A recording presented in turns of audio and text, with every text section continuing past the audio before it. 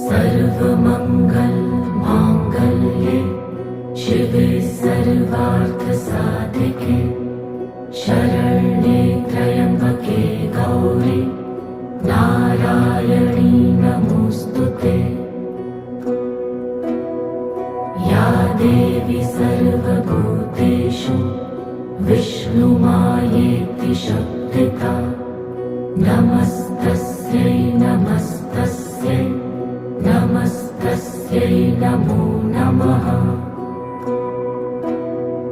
या देवी सर्वभूतेषु चैतन्येत्यभिधीयते नमस्तस्यै